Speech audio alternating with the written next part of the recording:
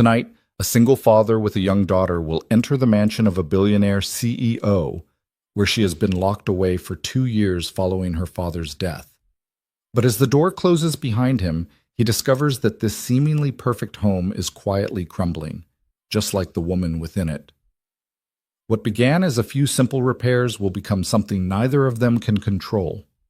Follow my story to the end, hit like, and comment on the city you're viewing so I can see how far this story has progressed. The rain had stopped an hour ago, but Ethan Cole was still finding pieces of his fence scattered across the wet grass. He pulled another splintered board from the hedge that separated his yard from the Thompsons and tossed it onto the growing pile near his driveway. His hands were sore, his jeans soaked through at the knees, and somewhere behind him his daughter was probably getting into something she shouldn't. "Daddy, can I jump in the puddles?" He glanced back toward the porch. Maya stood at the top step in her rain boots, yellow ones covered in ducks, her small hands gripping the railing like she was about to launch herself into orbit. "You can jump in the ones by the grass," he said. "Not the ones near the street." "Okay." She took off immediately, leaping into the nearest puddle with both feet. Water splashed up around her shins and she shrieked with laughter, the kind that made his chest feel lighter, even when everything else felt heavy. Ethan turned back to the fence and crouched down to inspect the post. The storm had hit hard last night, wind like a freight train, rain so thick he couldn't see the house across the street. He'd stood at the window with Maya pressed against his side, watching tree branches whip past and hoping to hell nothing important would break. The fence wasn't important, not really, but fixing it would cost money he didn't have lying around, and that made it just one more thing on a list that never seemed to get shorter. He wiped the rain off his face and stood, stretching his back until it cracked. Across the street, the Hale mansion sat silent and perfect as always, not a shingle out of place, not a leaf on the driveway. It looked like a museum, like nobody actually lived there. Ethan had lived in this neighborhood for 3 years, and he'd seen Vivian Hale maybe twice. Once getting out of a black car in her driveway, another time standing at an upstairs window. He didn't know much about her except what the other neighbors said. Tech CEO, rich as hell, kept to herself. Someone told him she'd lost her father a while back and hadn't been the same since. Someone else said she worked from home now, never went anywhere, had everything delivered. He didn't think much about her, honestly. She was just the woman in the big house who didn't wave. Maya had moved on to a different puddle, this one near the sidewalk. Ethan was about to call her back when he heard a door open across the street. He looked up. Vivian Hale was standing on her front porch. She was still in what looked like pajamas, gray pants, a loose white shirt, and she wasn't wearing shoes. Her dark hair was pulled back in a messy knot, and even from across the street, Ethan could see that something was wrong. She wasn't just standing there. She was gripping the porch railing with both hands, staring at him like she'd just seen a car accident. Ethan straightened, suddenly aware of how he must look, wet, muddy, holding a piece of broken fence. Vivian stepped off the porch, barefoot, onto the wet driveway.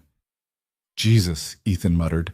She walked quickly, almost ran, across the street and stopped just short of his yard. Her face was pale, her eyes too wide. She opened her mouth and then closed it again, like she'd forgotten what she was going to say. "Are you okay?" Ethan asked. "I need your help." Her voice was quiet, tight, like she was barely holding it together. Ethan glanced toward Maya, who had stopped jumping and was now staring at the strange woman in the middle of the street. "What's wrong?" Vivian swallowed hard. "There's water in my house, everywhere. I don't know what happened. I heard this sound, and now it won't stop, and I don't—" She stopped, pressed a hand to her forehead. "I don't know what to do." Ethan set the fence board down. "Where's the water coming from?" "The kitchen, I think. Or maybe the basement. I don't—" Her breath hitched. "I'm sorry, I know we don't know each other, but I didn't know who else to ask." She looked like she was about to break apart right there on the pavement. "It's okay," Ethan said. "Just hold on. Let me grab my tools." He turned and jogged up the porch steps. Maya met him at the door, boots dripping. "Who's that?" "The lady from across the street. Her house has a problem, and I'm going to help her fix it. Can I come?" "Not right now, sweetheart. You stay inside and watch your show, okay? I'll be back in a few minutes." Maya's face scrunched up in protest, but Ethan was already moving, grabbing his toolbox from the hallway closet and checking to make sure his phone was in his pocket. When he came back outside, Vivian was standing exactly where he'd left her, arms wrapped around herself, shivering slightly in the cool morning air. "Let's go," he said. She nodded and turned, walking quickly back across the street. Ethan followed, toolbox in hand, trying not to think about the fact that he was about to step inside a house that probably cost more than he'd make in 10 years. The front door was still open. Vivian led him inside and Ethan stopped just past the threshold, momentarily stunned. The house was enormous. High ceilings, white walls, sleek furniture that looked like it had never been sat on. Everything was clean, perfectly arranged, like a photo in a magazine. It didn't look like a place where people lived. It looked like a set. "This way," Vivian said, her voice strained. He followed her through the entryway, past a staircase with glass railings, into a kitchen that was bigger than his entire first floor. And that's where he saw it. Water was pouring out from under the sink, spreading across the white tile floor in a growing pool. It had already soaked the rug in front of the stove and was starting to creep toward the hallway. "Shit," Ethan said. He dropped the toolbox and moved quickly, stepping through the water and crouching down in front of the sink. He yanked open the cabinet doors and was immediately hit with a spray of cold water. The pipe beneath the sink had split clean open, and water was gushing out with enough force that it had already flooded the cabinet and everything inside it. "Do you know where your water shutoff is?" Ethan called over his shoulder. "My what?" "The main water valve, usually in the basement or outside near the foundation." Vivian stared at him, her face blank. "I don't know." "Okay, do you have a basement?" "Yes." "Show me." She moved quickly, leading him back through the kitchen and down a hallway to a door he would have missed entirely. She opened it and flipped a light switch. Stairs descended into darkness. "I haven't been down there in a while," she said quietly. "That's fine, just stay up here." Ethan took the stairs 2 at a time, his boots echoing on the wood. The basement was unfinished. Concrete floors, exposed beams, storage boxes stacked against the walls. He scanned the room quickly and spotted the water heater in the corner. Next to it, mounted on the wall, was the shutoff valve. He grabbed it and twisted hard. The valve resisted for a second, then gave, and he cranked it all the way to the right until it wouldn't turn anymore. Silence. The rushing sound from upstairs stopped. Ethan stood there for a moment, catching his breath, then climbed back up the stairs. Vivian was waiting at the top, her hands clasped together so tightly her knuckles were white. "It's off," Ethan said. "The water's off. You're okay." She exhaled, a shaky, uneven sound, and nodded. "Thank you." "Don't thank me yet. That pipe is destroyed. I can patch it temporarily, but you're going to need a plumber to replace the whole thing." "I can call someone." "Yeah, but in the meantime, you won't have running water until I get that valve back on." Vivian looked at him, and for the first time he noticed how exhausted she looked. Not just tired, worn down, like she'd been holding something too heavy for too long. "Can you fix it?" she asked. "The pipe, even temporarily." "I can try. I've got some sealant tape in my toolbox. It won't hold forever, but it'll get you through a day or two." "That's fine. She paused. "That's more than I had 5 minutes ago." Ethan nodded and went back into the kitchen. The floor was still covered in water, but at least it wasn't getting worse. He pulled a roll of plumber's tape from his toolbox and crouched back down in front of the sink, ignoring the cold water soaking into his jeans. The pipe was a mess. The split ran almost 4 inches along the seam, and the edges were corroded in a way that told him this hadn't just happened. This had been building for a while. He worked quickly, wrapping the tape around the damaged section as tightly as he could, layering it until the split was covered. It wasn't pretty, but it would hold, probably. When he finished, he stood and wiped his hands on his jeans. "I'm going to turn the water back on. If this doesn't hold, it's going to start leaking again, so keep an eye on it." "Okay." He went back down to the basement, turned the valve, and listened. No rushing water, no hissing. That was a good sign. When he came back upstairs, Vivian was standing in the middle of the kitchen, staring at the water on the floor like she didn't know what to do with it. "You're going to need towels," Ethan said. "A lot of them." She blinked, then nodded. "Right, towels." She disappeared down the hallway and came back a minute later with an armful of white towels that looked too expensive to use for mopping up pipe water. She dropped them on the floor and just stood there, staring at them. Ethan picked one up and started soaking up the water near the cabinet. After a moment, Vivian knelt down and did the same. They worked in silence for a while, wringing out towels and tossing them into a pile by the door. The water was cold, and Ethan's hands were already numb, but he kept going until most of the floor was just damp instead of flooded. When he finally sat back on his heels, Vivian was sitting against the cabinet, her arms wrapped around her knees, staring at the wet floor. "Thank you," she said quietly. "I know I already said that, but I mean it. It's okay. I'm just glad I was outside when you needed help." She didn't say anything for a moment. Then, so quietly he almost didn't hear it, "I didn't know who else to call." Ethan looked at her, really looked at her. She was younger than he'd thought, maybe his age, maybe a little older, but she looked small sitting there on the floor, like the house was too big for her, like she'd been swallowed up by it. "You don't have family nearby?" he asked. "No." She said it flatly, like the conversation was over. Ethan didn't push.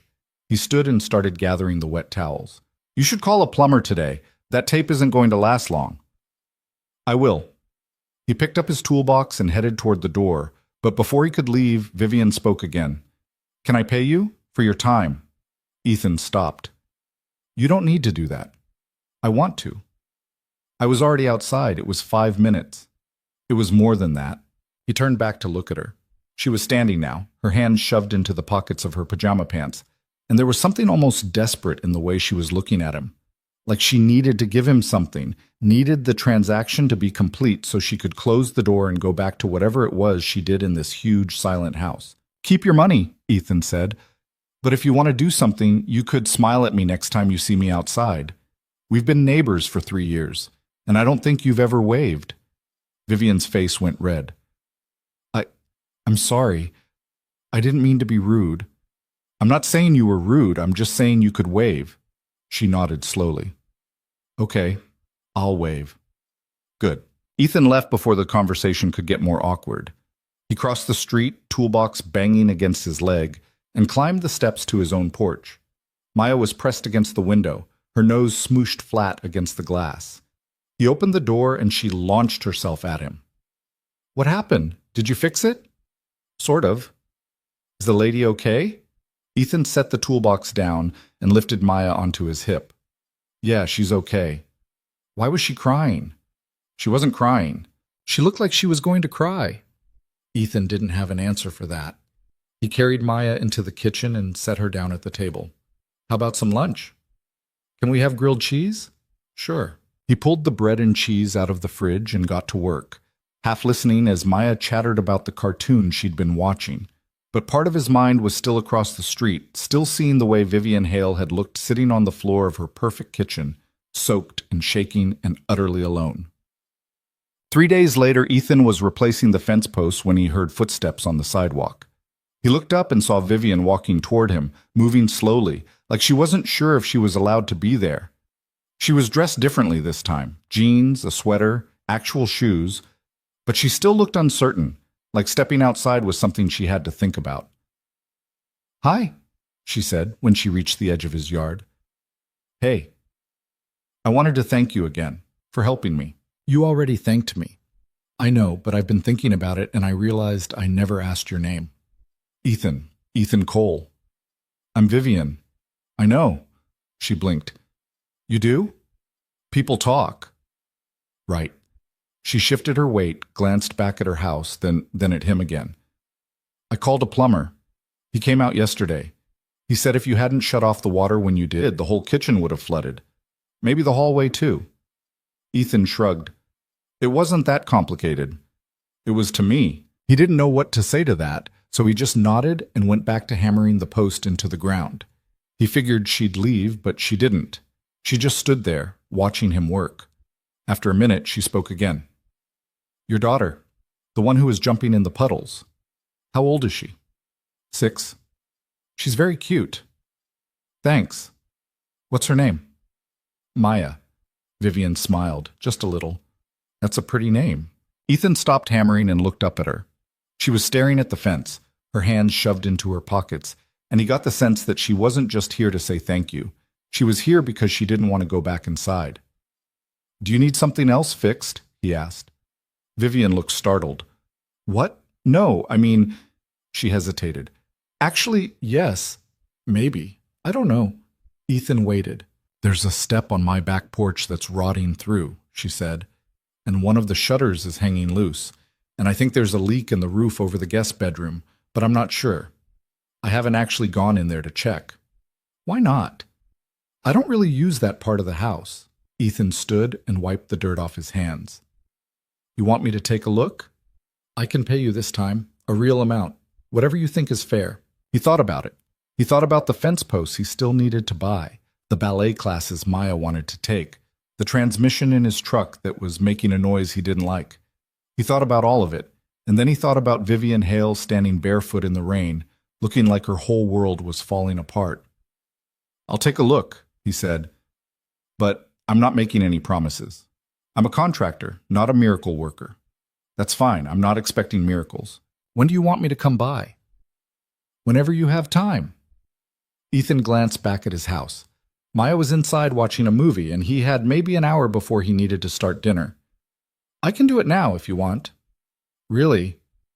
Yeah, let me just tell Maya where I'm going. He jogged inside, told Maya he'd be across the street for a little while, and came back out to find Vivian waiting at the end of his driveway. They walked across the street together, not talking, and when they reached her front door, she hesitated before opening it. I should warn you, she said. The house is a mess. Ethan almost laughed. He'd seen the inside. It was the least messy house he'd ever been in, but he didn't say that. He just nodded and followed her inside. She led him through the kitchen. The floor was dry now, no sign of the flood, and out a back door onto a porch that overlooked a massive backyard. The yard was beautiful, perfectly landscaped, but it had the same untouched quality as the house, like no one had set foot in it in months. Vivian pointed at the third step down. That one. It feels soft when you step on it. Ethan crouched down and pressed his hand against the wood. It gave slightly under the pressure, and when he looked closer, he could see the edges starting to rot. Yeah, this needs to be replaced. Can you do it? Yeah, I'll need to get some lumber, but it's not a big job. Okay, what else? He spent the next 20 minutes walking around the outside of the house, checking the shutters, inspecting the roofline, looking for anything that seemed off. Most of it was minor, a loose hinge here, a missing nail there. But when he climbed up onto the back porch roof to check the guest bedroom window, he found a small crack in the flashing that had been letting water seep in. When he climbed back down, Vivian was standing in the yard, arms crossed, watching him. The roof's got a leak, he said. It's small, but it'll get worse if you don't fix it. Can you fix it? Yeah, but I'll need to order some materials, and I'll need access to the attic to check if there's any water damage inside. Vivian nodded slowly. Okay. It's going to take a few days, maybe a week, depending on how bad it is. That's fine. Ethan climbed down from the roof and landed on the grass beside her. I'll put together a list of what I need and get you an estimate. You don't have to do that. I'm not going to charge you without telling you how much it's going to cost. I don't care how much it costs. Ethan stopped and looked at her. You should. Why? Because that's how this works. I tell you what it'll cost. You decide if you want me to do it. That's the deal. Vivian's jaw tightened. For a second he thought she was going to argue, but then she just nodded. Fine. Send me the estimate.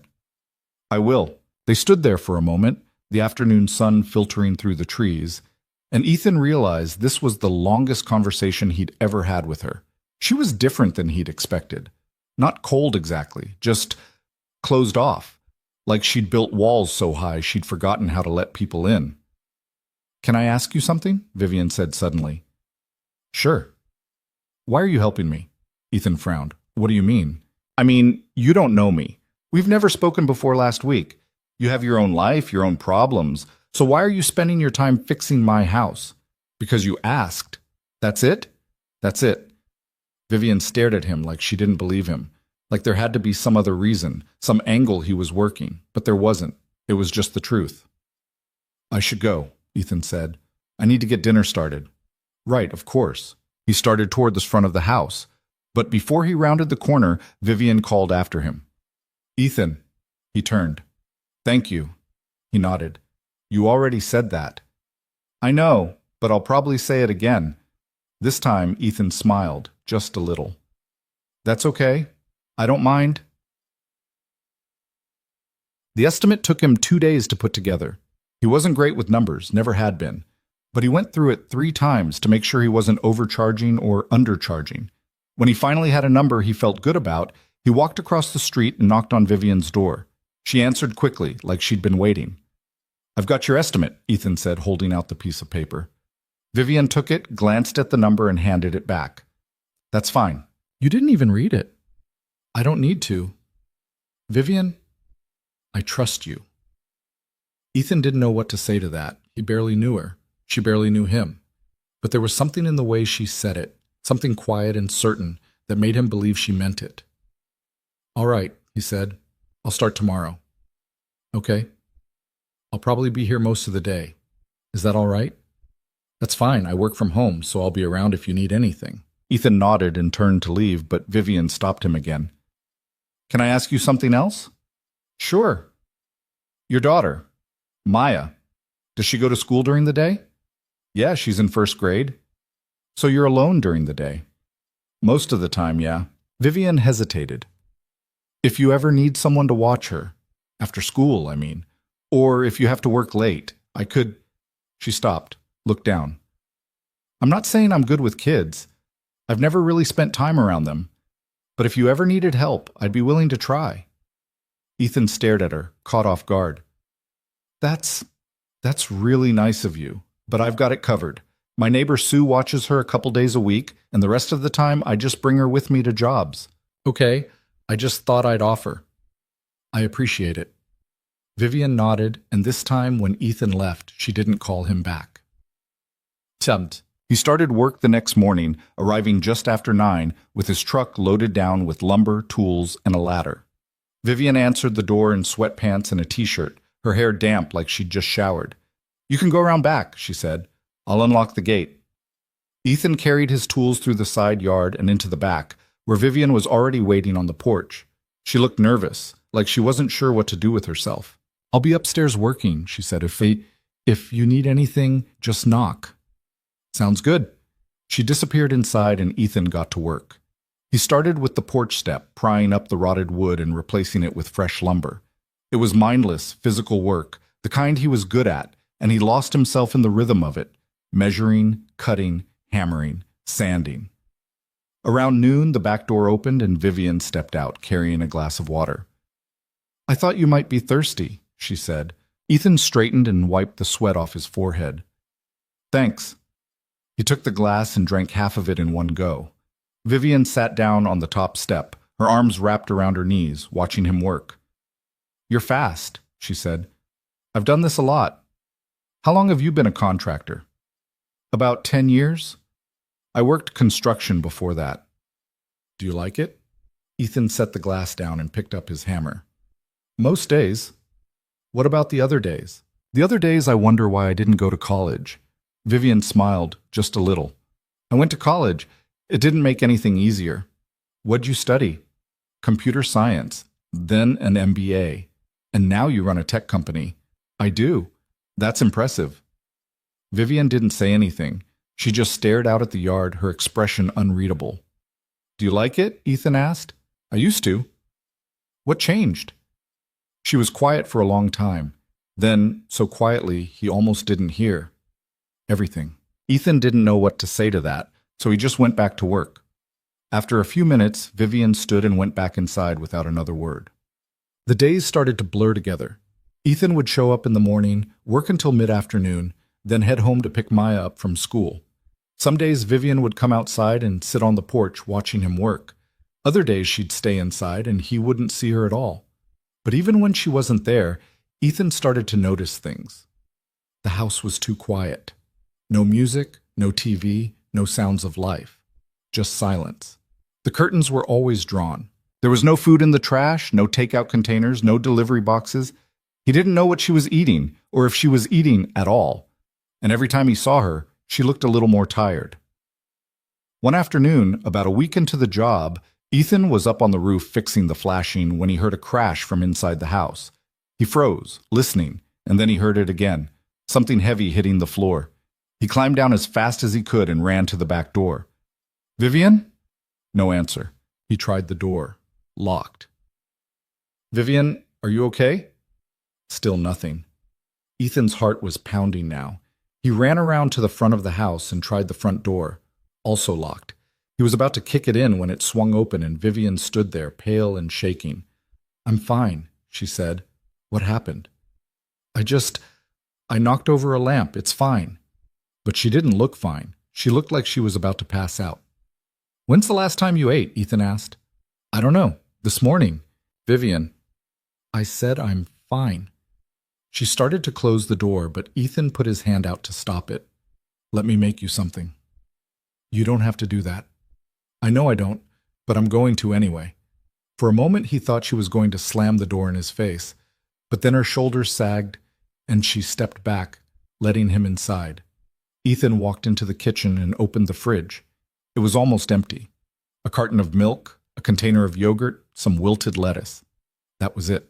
He closed the fridge and turned to look at Vivian, who was standing in the doorway, arms wrapped around herself.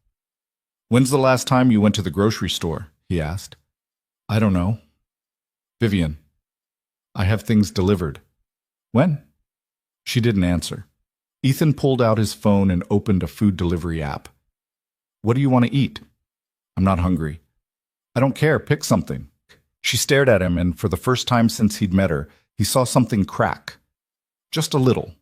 Just enough. Soup, she said quietly. I like soup. Ethan ordered 2 containers of soup, a sandwich, and some bread, and paid for it before she could argue. Then he sat down at the kitchen table and waited. Vivian sat across from him, her hands folded in her lap, staring at the table. You don't have to stay, she said. I know. I'm not your responsibility. I know that too. She looked up at him and her eyes were wet. Then why are you here? Because someone should be. Vivian's breath hitched and she looked away quickly, like she didn't want him to see her cry. But it was too late. He'd already seen it. They sat in silence until the food arrived. Ethan answered the door, brought the bag inside, and set it on the table. Vivian opened the soup and stared at it like she didn't know what to do. Eat, Ethan said. She picked up the spoon and took a small bite, then another. And then she ate the whole thing without stopping. When she finished, she set the spoon down and covered her face with her hands. I'm sorry, she said, her voice muffled. I don't know what's wrong with me. There's nothing wrong with you. Yes, there is. Ethan leaned forward, his elbows on the table. Vivian, look at me. She lowered her hands slowly. You're not broken, he said. You're just tired, and that's okay. But you can't keep doing this. You can't keep living in this house like a ghost. I don't know how to do anything else. Then let me help you. She shook her head. You're already helping me. I'm fixing your house. That's not the same thing. Vivian stared at him, and for the first time he saw something other than fear in her eyes. He saw hope. Just a flicker of it. But it was there. Okay, she said quietly. Okay. Help me. Ethan nodded. All right, we'll start small. The next day, Ethan showed up with Maya. Vivian opened the door and froze when she saw the little girl standing beside him, holding his hand. I hope this is okay, Ethan said. Sue's out of town, and I didn't want to cancel. It's fine, Vivian said quickly. Of course it's fine. Maya looked up at Vivian with wide eyes. Are you the lady with the big house? I am. It's really big. It is. Maya grinned. Can I see inside? Vivian glanced at Ethan, who just shrugged. If it's okay with you. It's okay. Vivian stepped back and let them inside. Maya immediately ran to the staircase and stared up at the glass railings. Daddy, look! It's like a castle. Ethan smiled. Don't touch anything, okay? Okay. Vivian watched as Maya wandered through the entryway, her small hands trailing along the walls, her eyes wide with wonder. And for the first time since Ethan had met her, Vivian smiled, really smiled. She's sweet, Vivian said. She's a handful. I think she's perfect. Ethan looked at her and something in his chest tightened. Because in that moment, standing in the doorway of her big empty house, Vivian didn't look like a CEO or a recluse or someone who had the world figured out. She just looked like a person who wanted to be part of something again. And Ethan decided right then that he was going to help her find it. Over the next 2 weeks, Maya became a regular fixture at Vivian's house. She would sit on the back porch steps, coloring in her notebook while Ethan worked, occasionally wandering over to show Vivian her drawings. At first, Vivian didn't know what to do with the attention. She would nod politely, say something like, "That's very nice," and then retreat back inside. But Maya was persistent in the way only 6-year-olds can be, and eventually Vivian stopped retreating. One afternoon, Maya dragged a lawn chair across the porch and set it up right next to where Vivian was sitting. "I'm going to sit with you," Maya announced. Vivian blinked. "Oh, okay." Maya climbed into the chair, her legs dangling off the edge, and pulled out her coloring book. For a few minutes they sat in silence, the only sound the scrape of Maya's crayon against paper and the distant hammering of Ethan fixing the gutter. Then Maya looked up. "Do you have any kids?" "No," Vivian said. "Why not?" "Maya," Ethan called from the ladder. "That's not a polite question." "It's okay," Vivian said quietly. She looked down at Maya, who was staring at her with open curiosity, no judgment in her face at all. "I just never did." "Do you want kids?" Vivian hesitated. "I don't know. I never really thought about it." "You should get some. They're fun." "Are they?" "Yeah, I mean, sometimes I get in trouble, but mostly I'm fun." Vivian smiled despite herself. "I believe you." Maya went back to coloring, and Vivian watched her for a moment, this small person who had walked into her life without asking permission and somehow made the house feel less empty. "What are you drawing?" Vivian asked. Maya held up the page. It was a picture of a house, Vivian's house, judging by the size, with 3 stick figures standing in front of it, one tall, one medium, one small. "That's you," Maya said, pointing to the tall figure. "And that's my dad. And that's me. It's very good. Do you want it?" Vivian's throat tightened. "You want to give it to me?" "Yeah, you can put it on your fridge." "I'd like that, thank you." Maya beamed and went back to her coloring book, already starting on the next picture.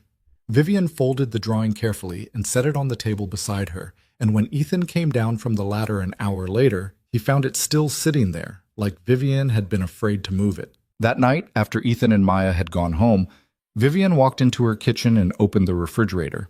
It was still mostly empty, but she pulled out a magnet, one she'd gotten years ago from some corporate event she couldn't even remember, and pinned Maya's drawing to the door. It was the first personal thing that had been in this house in 2 years. The next morning, Vivian came downstairs and stopped in the kitchen doorway, staring at the drawing like she'd forgotten it was there. Then she made herself a cup of coffee, sat down at the table, and looked at it for a long time. When Ethan arrived an hour later, she was still sitting there. He knocked on the back door and she startled, nearly spilling her coffee. She got up quickly and let him in, and he noticed immediately that something was different. She wasn't in pajamas. She was dressed in jeans and a sweater, her hair pulled back, and there was color in her face that hadn't been there before. "You okay?" he asked. "I'm fine. She gestured vaguely at the drawing on the fridge. "I was looking at that." Ethan smiled. "She'll make you 100 more if you let her." "I don't mind." He set his toolbox down and glanced around the kitchen. "I'm going to start on the roof today. It's going to be loud." "That's fine. If it gets too bad, just let me know." Vivian nodded and Ethan headed outside. But as he climbed up onto the roof and started pulling off the damaged shingles, he kept thinking about the way Vivian had looked at that drawing, like it was the most important thing in the world. By mid-afternoon, he'd made good progress. The old flashing was off, the damaged shingles were gone, and he was just starting to lay down the new ones when he heard the back door open. He looked down and saw Vivian standing on the porch, holding a plate. "I made sandwiches," she called up. "I thought you might be hungry." Ethan climbed down the ladder and wiped his hands on his jeans. "You didn't have to do that." "I know, but I wanted to." She handed him the plate. 2 sandwiches, cut neatly in half, with chips on the side. And he realized this was the first time she'd offered him anything other than water. "Thank you," he said. "You're welcome."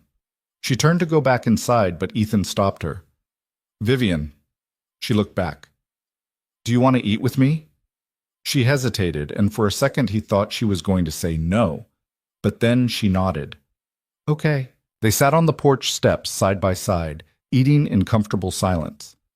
The sun was warm and the yard was quiet except for the sound of birds in the trees. It was the kind of peaceful moment Ethan hadn't had in a long time, and he got the sense that Vivian hadn't either. Can I ask you something? Vivian said after a while. Sure. Why are you a single parent, if you don't mind me asking? Ethan took a bite of his sandwich and chewed slowly, buying himself time. It wasn't a question he liked answering, but Vivian had been honest with him, and he figured he owed her the same.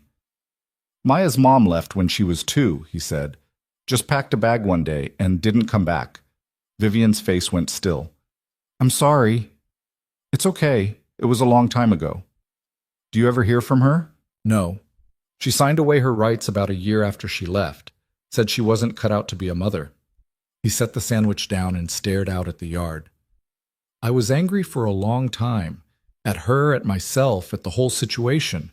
But then I realized Maya didn't need me to be angry. She needed me to be there. So that's what I've been trying to do. Vivian was quiet for a moment, then she said, You're a good father. I'm trying. That's more than a lot of people do. Ethan looked at her, and he saw something in her face he hadn't seen before. Not pity, understanding. What about you? He asked. You said you lost your dad. Vivian's whole body tensed. I did. When? 2 years ago. Heart attack. He was fine one day and gone the next. That's rough. It was. She picked at the edge of her sandwich, not eating it. He was the only family I had. My mom died when I was young, and I don't have any siblings. So when he died, it was just me. Is that when you stopped going out? Vivian looked at him sharply. How did you know that? I've lived across the street for 3 years. I noticed things. She was quiet for a long time. Then she said, I couldn't do it anymore. Going to the office, pretending everything was fine, smiling at people who didn't actually care. It felt like I was suffocating, so I stopped. I moved everything online, stopped leaving the house, and told myself it was temporary. But then weeks turned into months, and months turned into years, and I just stayed. What about friends? I don't really have friends. I have colleagues, people I work with, but nobody I actually talk to. That sounds lonely. It is. She said it so simply, so matter-of-factly, that it hit Ethan harder than if she'd cried. But it's easier than the alternative. Which is? Letting people in and then losing them. Ethan didn't have an answer for that. He understood it too well. The fear of losing someone.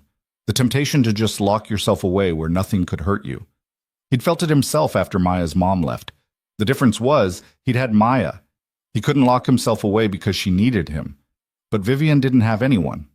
Until now. You're not alone anymore, Ethan said quietly.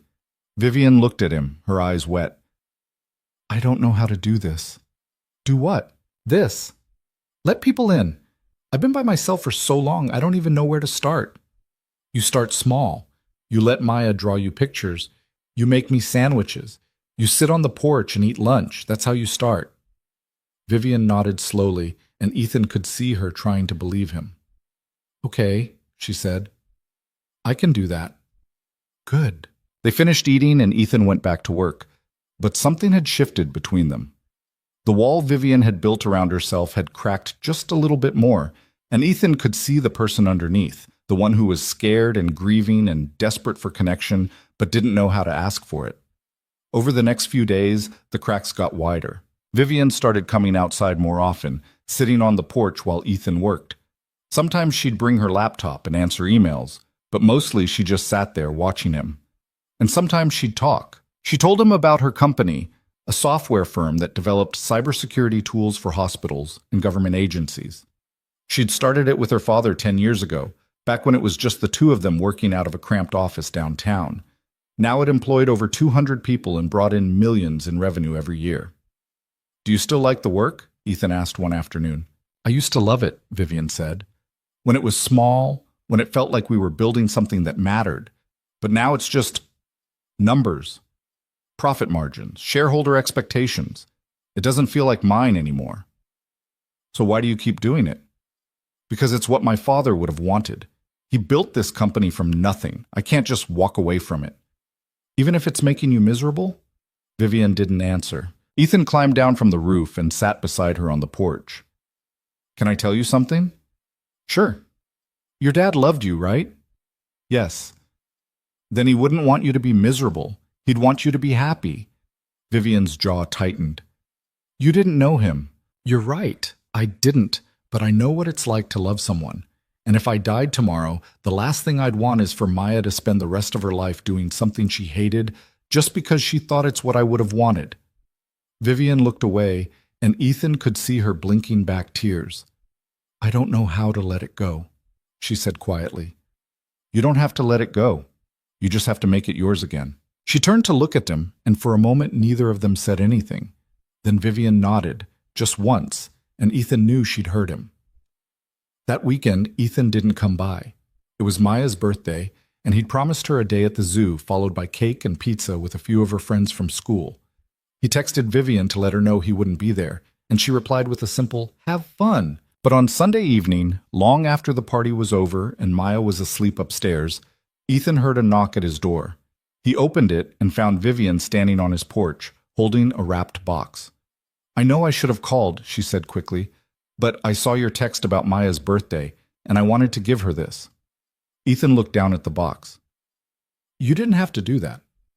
I wanted to. He took the box and felt the weight of it. What is it? Just open it. If it's weird, you can tell me. I won't be offended. Ethan pulled off the wrapping paper and opened the box. Inside was a set of oil pastels, the expensive kind, along with a large sketchbook and a wooden case to keep everything organized. Maya mentioned she likes to draw, Vivian said, her voice uncertain. And I thought, I don't know, maybe she'd like these. Ethan stared down at the gift, his throat tight. This is really generous. Is it too much? I wasn't sure what to get a 6-year-old. It's perfect. She's going to love it. Vivian's face relaxed into a small smile. Good. I'm glad. They stood there for a moment, and then Ethan stepped back. Do you want to come in? I was just about to make some coffee. Vivian hesitated, and Ethan could see the war happening behind her eyes. The part of her that wanted to say yes, and the part of her that was still afraid. Okay, she said, finally. Just for a little while. She stepped inside, and Ethan closed the door behind her. The house was small and cluttered compared to hers, toys scattered across the living room floor, dishes in the sink, a stack of bills on the kitchen table. But Vivian didn't seem to notice. She just stood in the entryway, looking around like she was trying to memorize it. It's cozy, she said. That's a nice way of saying it's a mess. No, I mean it. It feels like a home. Ethan poured 2 cups of coffee and handed one to her. They sat at the kitchen table, and for a while they just talked. About nothing important. About the weather, about a movie Maya had wanted to watch, about the restaurant down the street that made the best Thai food. It was easy, comfortable. And when Vivian finally stood to leave an hour later, Ethan realized he didn't want her to go. Thank you for the coffee, Vivian said at the door. Thank you for the gift. Maya's going to flip out when she sees it. Vivian smiled. Let me know what she thinks. I will. She started down the porch steps, then stopped and turned back. Ethan. Yeah? I had a good time tonight. Me too. She nodded, and this time when she left, she didn't look back. The next morning, Maya opened the gift and screamed so loud Ethan thought something was wrong. But when he ran into the living room, she was jumping up and down, clutching the box of pastels like it was made of gold. Daddy, look! Look what she got me! I see it, sweetheart. Can I use them right now? After breakfast. Maya groaned but set the box down carefully on the table and ran to get her cereal. Ethan pulled out his phone and texted Vivian. You made her day. She's already planning her first masterpiece. A few minutes later, Vivian replied, I'm glad. Tell her I can't wait to see it. When Ethan and Maya showed up at Vivian's house later that morning, Maya was carrying the sketchbook under one arm and the box of pastels under the other. I'm going to draw you a picture, Maya announced the second Vivian opened the door. You are? Yep, a big one. Vivian stepped aside to let them in, and Maya immediately set up camp on the kitchen floor, spreading out her supplies like a tiny artist preparing for a gallery show. Ethan got to work on the last of the repairs, a section of the back deck that had started to splinter. And Vivian sat at the kitchen table, pretending to work on her laptop, but really just watching Maya draw. After about an hour, Maya held up her picture. Done. Vivian leaned forward. Can I see? Maya carried it over and set it on the table. It was a drawing of a garden, full of bright flowers and green grass, and a big tree in the middle. At the bottom, in careful letters, Maya had written, "For Vivian's yard." Vivian stared at it for a long moment, and when she finally spoke, her voice was thick. This is beautiful, Maya. Do you like it? I love it.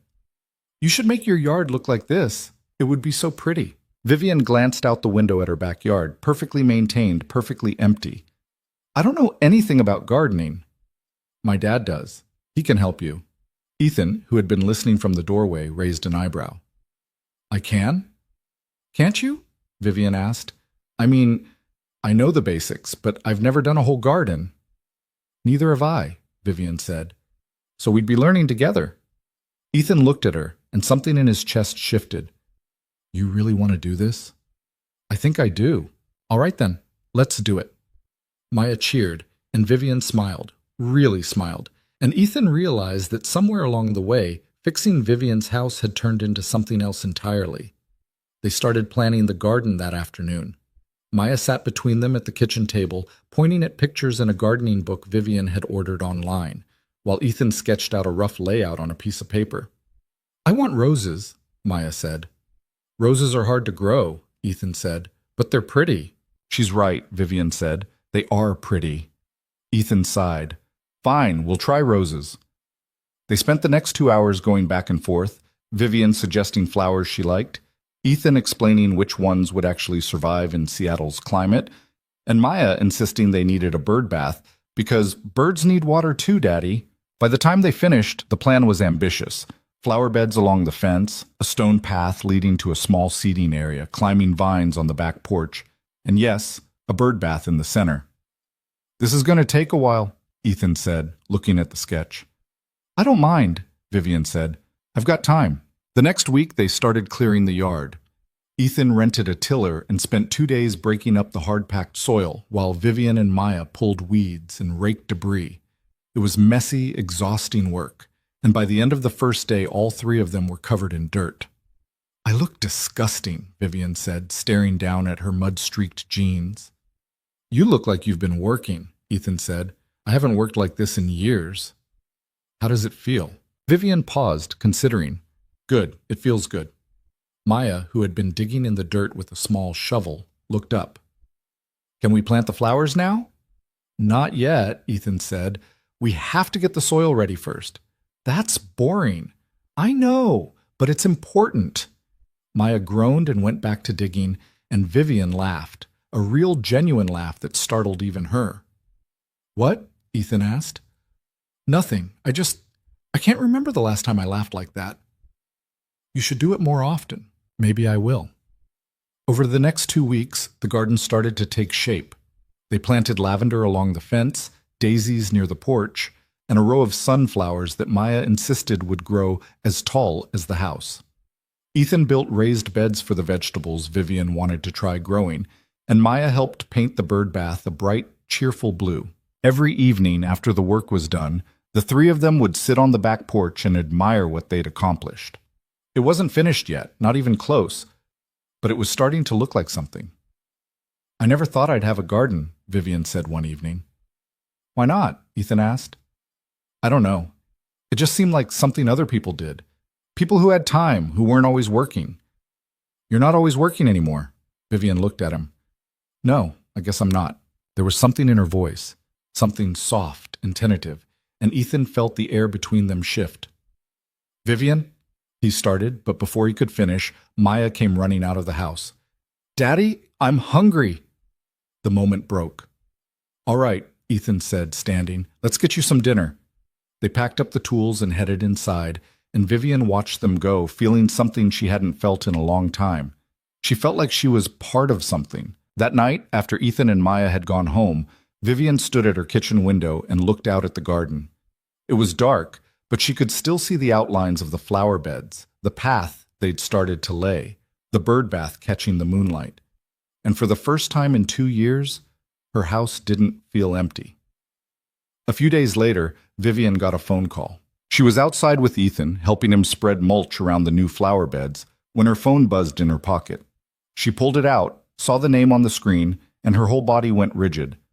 "I need to take this," she said. Ethan looked up. "Everything okay?" "It's my mother." She walked into the house before he could respond and answered the call. "Hello, Mother." "Vivian, finally. I've been trying to reach you for days." "I've been busy." "Busy with what? You work from home." Vivian closed her eyes and counted to 3. "What do you need?" "I'm coming to Seattle next week. We need to discuss the company." "There's nothing to discuss." "There's plenty to discuss. Your board is concerned about your lack of presence. You haven't attended a single meeting in person in over a year." "I attend them virtually." "That's not the same, and you know it. You're the CEO, Vivian. You need to act like it." "I am acting like it. The company is doing fine." "Fine isn't good enough. Your father built that company to be great. You're letting it stagnate." Vivian's jaw tightened. "Don't bring him into this." "Why not? He'd be ashamed of what you've become." The words hit like a slap, and for a moment Vivian couldn't breathe. "I'll see you next week," her mother said, and hung up. Vivian stood there, phone in hand, shaking. She wanted to scream. She wanted to throw the phone across the room, but instead she just stood there, frozen, until she heard footsteps behind her. "Vivian?" She turned and saw Ethan standing in the doorway, concern written all over his face. "I'm fine," she said automatically. "You don't look fine." "I said I'm fine." But her voice cracked on the last word, and before she could stop herself, she was crying. Ethan crossed the room in 3 steps and pulled her into his arms.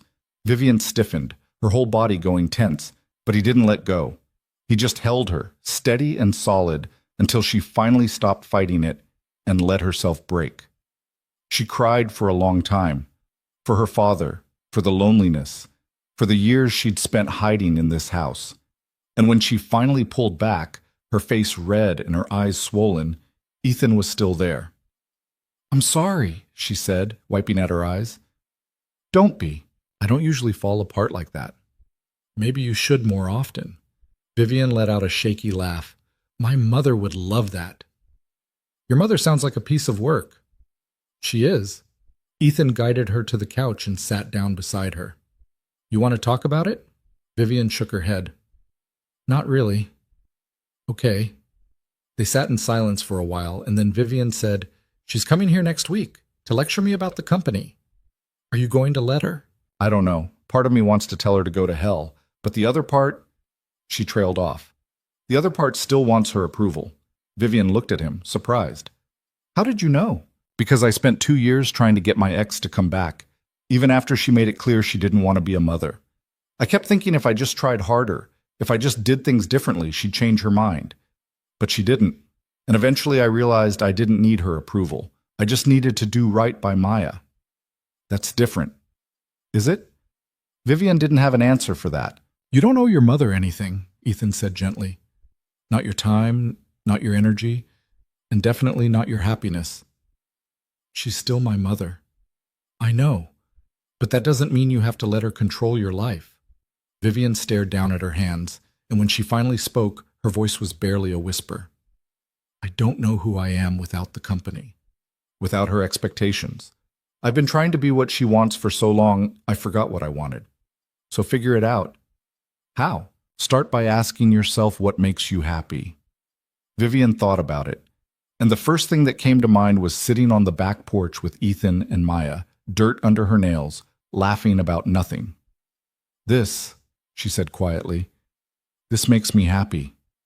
Ethan smiled. "Then that's a pretty good place to start." The week before Vivian's mother arrived, something changed between them. Ethan couldn't put his finger on exactly when it happened, but suddenly every conversation felt heavier. Every accidental touch lasted a second too long, and the silence between them wasn't comfortable anymore. It was charged. They were in the garden one afternoon, Vivian on her knees pulling weeds while Ethan adjusted the stones along the path, when Maya announced she needed to use the bathroom. "Go ahead," Ethan said without looking up. "You know where it is." Maya ran inside, and for the first time in weeks, Ethan and Vivian were alone. Vivian sat back on her heels and wiped the sweat from her forehead, leaving a streak of dirt across her temple. Her hair had fallen out of its ponytail, and her shirt was stained with grass and mud. She looked nothing like the polished CEO he'd seen in photos online. She looked real. "What?" she asked, catching him staring. "Nothing. You're looking at me weird." "I'm not looking at you weird." "Yes, you are." Ethan smiled despite himself. "Fine. I was just thinking you look different than when I first met you." "Different how?" "Happier." Vivian's heat was stilled in the dirt. "I am happier." "Good." She looked at him then, really looked at him, and something passed between them that made Ethan's chest tighten. "Ethan, I know. You don't know what I was going to say." "Yeah, I do." Vivian stood up and brushed the dirt off her jeans, her movements jerky and uncertain. "This is a bad idea." "What is?" "This, whatever this is." "I'm not doing anything." "You're looking at me like that." "Like what?" "Like you want to kiss me." The words hung in the air between them, and Ethan didn't deny it because he couldn't. She was right. "Would that be so terrible?" he asked quietly. "Yes, because you work for me. I'm fixing your house. That's not the same thing. And you have a daughter, and I don't know how to do this, any of this." "Neither do I." "Then we should stop before it gets complicated." "Vivian, it's already complicated." She stared at him, her jaw tight, and for a moment he thought she was going to tell him to leave and never come back. But then Maya came barreling out of the house, completely oblivious to the tension crackling between them. "Can we plant the roses now?" Maya asked. "Not yet, sweetheart," Ethan said, his voice rougher than he intended. "But you said soon." "I know, and it will be soon. Just not today." Maya pouted but didn't argue, and Vivian used the interruption to retreat into the house without another word. Ethan watched her go, his hands clenched into fists at his sides, and wondered how the hell he was supposed to walk away from this. That night he couldn't sleep. He kept replaying the conversation in his head, the way Vivian had looked at him, the way she'd said his name. Around 2 in the morning, he gave up and went downstairs to make coffee, and that's when he saw the light on across the street. Vivian's kitchen light. He stood at the window staring at it, and before he could talk himself out of it, he pulled on his shoes and walked across the street. He knocked softly, not wanting to wake the neighbors, and a moment later the door opened. Vivian stood there in pajamas, her eyes red like she'd been crying. "What are you doing here?" she asked. "I saw your light on." "So you decided to just show up at 2 in the morning?" "I wanted to make sure you were okay." Vivian laughed, a bitter sound. "I'm fine." "You're a terrible liar. I'm also tired and not in the mood for this." She started to close the door, but Ethan put his hand on it. "Don't." "Don't what?" "Don't push me away." "I'm not pushing you away. I'm protecting both of us." "From what?" "From this ending badly." "Because that's what's going to happen, Ethan. You're going to realize I'm too broken to fix, and you're going to leave, and Maya's going to get hurt in the process. So let's just stop now before it gets worse." Ethan stepped closer, and Vivian's breath hitched. "I don't think you're broken." "Then you're not paying attention." "I'm paying plenty of attention, and what I see is someone who's been hurt and scared and alone for way too long, but that doesn't make you broken. It just makes you human." Vivian's eyes filled with tears. "You don't understand." "Then help me understand." "I can't." "Why not?" "Because if I let you in, if I let myself care about you and then you leave," her voice broke, "I won't survive it." The confession hung in the air between them, raw and honest, and Ethan realized just how deep her fear went. This wasn't about him. It was about everyone who'd ever left her, her mother, her father, everyone she'd ever tried to love. "I'm not going anywhere," he said quietly. "You don't know that." "You're right. I don't. But I'm not going to walk away just because you're scared. So you can push me as hard as you want, Vivian. I'm not leaving." She stared at him, tears streaming down her face. And then she did something he didn't expect. She kissed him. It was desperate and messy and tasted like salt, and Ethan's brain short-circuited for a second before he kissed her back. His hands came up to her face, his thumbs brushing away her tears, and for a moment the rest of the world disappeared. When they finally pulled apart, both of them were breathing hard. "I shouldn't have done that," Vivian whispered. Probably not. This is a mistake. Probably. So why aren't you leaving? Because I don't want to. Vivian closed her eyes and leaned her forehead against his chest. I don't know how to do this. We'll figure it out. What about Maya? What about her? What if she gets attached to me and then this doesn't work out? What if it does work out? Vivian pulled back to look at him. You're an optimist. Someone has to be. She laughed, and this time it wasn't bitter. It was soft and almost hopeful, and Ethan felt something in his chest crack wide open. Stay, Vivian said quietly. What? Don't go. Not yet. Just stay with me for a little while. Ethan should have said no. He should have gone home, should have put some distance between them, should have thought about all the ways this could go wrong. But he didn't. He followed her inside, and they sat on the couch in the dark, not talking, just existing in the same space. And for the first time in years, Vivian didn't feel alone. Ethan left before sunrise, slipping out quietly so the neighbors wouldn't see. When he got home, Maya was still asleep, and he stood in her doorway for a long time, watching her breathe, wondering if he was making a terrible mistake. But when he thought about the way Vivian had looked at him, the way she'd kissed him like she was drowning and he was air, he couldn't bring himself to regret it. Over the next few days, they didn't talk about what had happened. They fell back into their routine, working in the garden, making small talk, pretending everything was normal. But there were moments when their hands would brush or their eyes would meet, and Ethan could see the same question written all over Vivian's face. What are we doing? He didn't have an answer. The day before Vivian's mother was supposed to arrive, the weather turned. Dark clouds rolled in from the west, heavy and low, and by mid-afternoon, the wind had picked up enough to rattle the windows. Storm's coming, Ethan said, looking up at the sky. Vivian followed his gaze. How bad? Hard to say. Could be nothing. Could be bad. Should we cover the garden? Probably a good idea. They spent the next hour securing everything they could, tying down the climbing vines, covering the new flower beds with tarps, moving the potted plants closer to the house. Maya helped for a while before getting bored and going inside to draw. By the time they finished, the first drops of rain were starting to fall. You should get Maya home, Vivian said, pulling her jacket tighter. Yeah, you going to be okay? I'll be fine. But she didn't look fine. She looked tense, her shoulders tight, her eyes darting toward the darkening sky. Vivian? I'm fine, Ethan. Really. Go. He wanted to argue, but the rain was picking up and he needed to get Maya home before it got worse. So he nodded and jogged across the street, calling for Maya as he went. By the time they got inside, the rain was coming down in sheets. Maya pressed her face to the window, watching the water pour off the roof. It's really raining. Yeah, it is. Is Miss Vivian scared? Why would she be scared? Because her house is really big and she's all alone. Ethan looked out the window toward Vivian's house, and something in his chest tightened. Maya was right. Vivian was alone. Go get your pajamas on, he told Maya, and brush your teeth. But it's only 6 o'clock.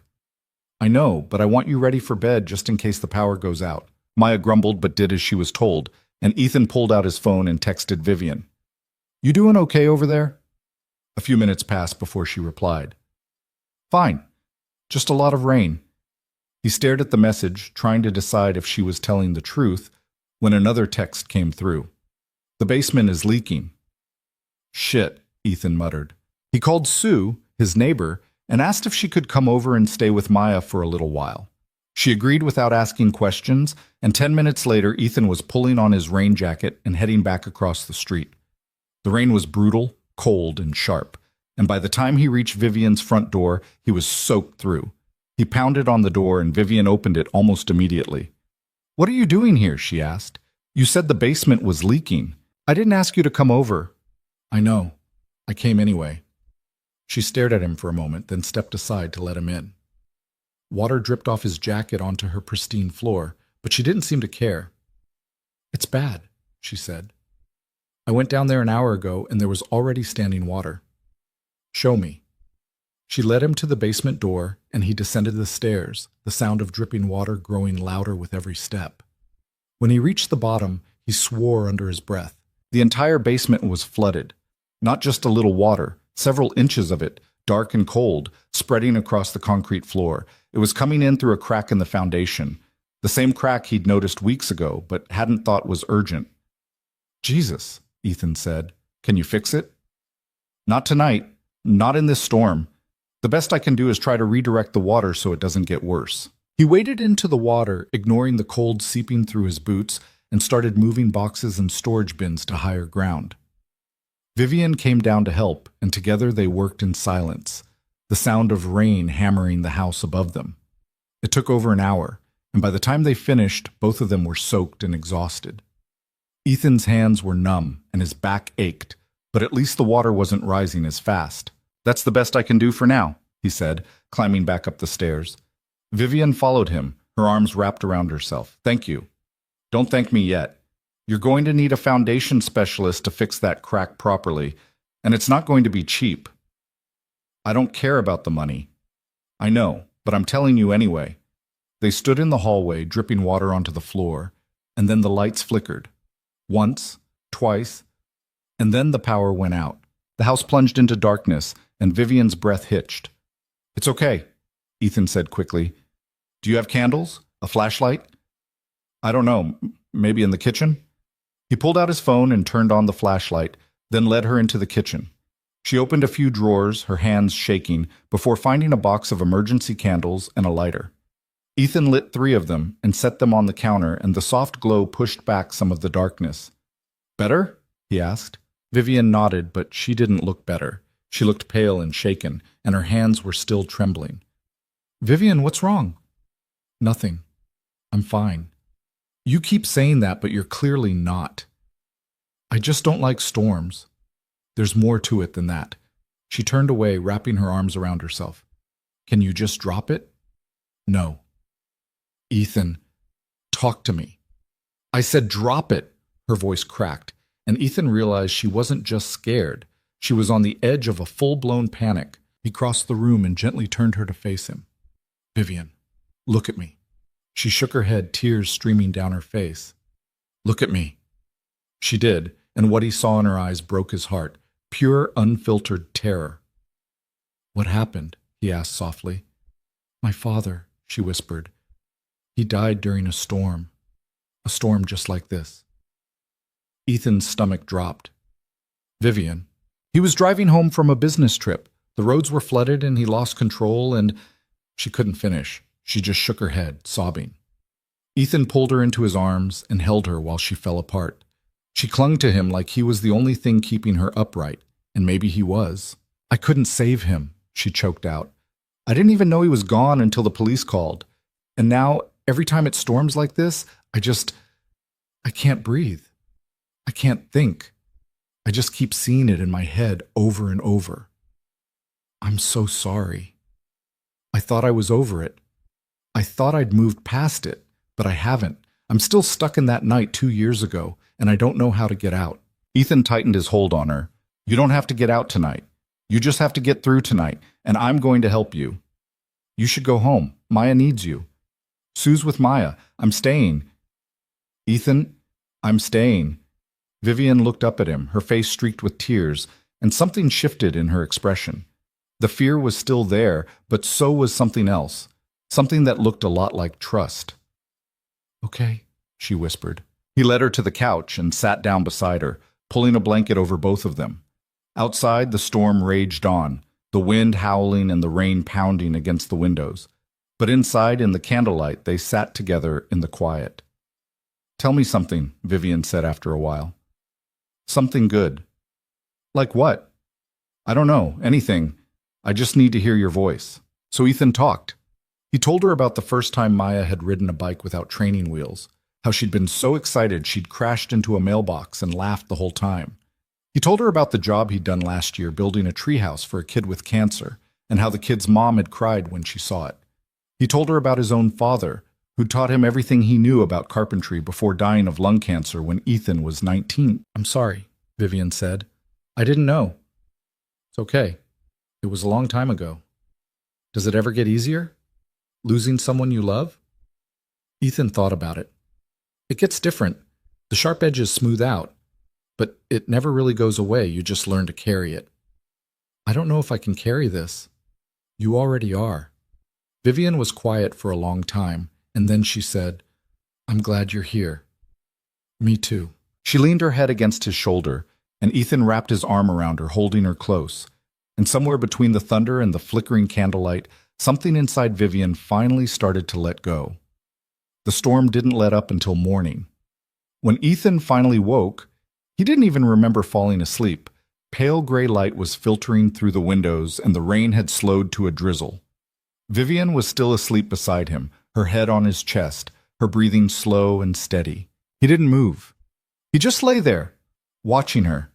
And for the first time since this whole thing started, he let himself admit the truth. He was falling in love with her. It was terrifying and complicated and probably a terrible idea, but it was true. And there was no going back now. Vivian stirred, her eyes fluttering open, and when she saw him looking at her, she froze. "Hi," Ethan said softly. "Hi. How are you feeling?" She sat up slowly, running a hand through her tangled hair. "Embarrassed." "Don't be. I completely fell apart last night. You had a panic attack. That's nothing to be embarrassed about. I should have told you about my father, about the storm. You're telling me now. That's what matters." Vivian looked at him, and her eyes were so full of emotion it made Ethan's chest ache. "I don't know what I would have done if you hadn't been here," she said quietly. "You would have been fine. You're stronger than you think." "I don't feel strong." "That's because you've been carrying this alone for too long, but you don't have to anymore." Vivian's eyes filled with tears, but this time she didn't look away. "Ethan, I'm scared." "Of what?" "Of this. Of you. Of how much I already care about you." Ethan reached out and took her hand. "I'm scared too." "Then why are we doing this?" "Because some things are worth being scared for." Vivian stared at him, and then she leaned forward and kissed him. It was softer this time, slower, like she was trying to memorize the feel of it. When she pulled back, her cheeks were flushed. "My mother's coming today," she said. "I know." "I don't want to see her." "Then don't." "It's not that simple." "It is, actually. You call her, you tell her not to come, and you hang up. That's it. She won't accept that. Then she can be mad. But you don't owe her anything, Vivian, not after everything she's put you through." Vivian looked down at their joined hands. "What if you're wrong? What if I do owe her?" "You don't. But she's my mother. And you're a grown woman who gets to decide who she lets into her life. If she makes you miserable, you don't have to put up with it. Not for her. Not for anyone." Vivian was quiet for a long time. Then she picked up her phone, scrolled to her mother's number, and stared at it. "Do it," Ethan said gently. She took a deep breath, hit the call button, and waited. Her mother answered on the second ring. "Vivian, I'm at the airport. My flight board's in 20 minutes. Don't get on the plane." Silence. "Excuse me?" "I said don't get on the plane. I don't want you to come." "Vivian, we've been over this. We need to discuss—" "No, we don't. You want to lecture me about the company and tell me I'm not living up to Dad's legacy, but I'm done listening to that. You're being childish." "Maybe. But I'm also being honest. You don't care about me, Mother. You care about the company, and I'm tired of pretending that's the same thing. Your father would be ashamed." "Don't." Vivian's voice was hard now, steady. "Don't you dare use him against me. He loved me, and he would want me to be happy. Not successful, not perfect.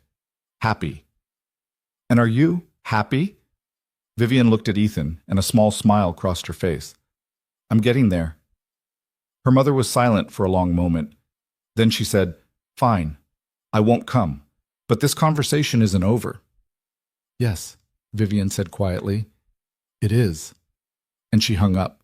For a moment she just sat there, staring at the phone like she couldn't believe what she'd done. Then she started laughing, big breathless laughs that shook her whole body. "I did it," she said. "I actually did it." "You did." "She's going to be furious, probably."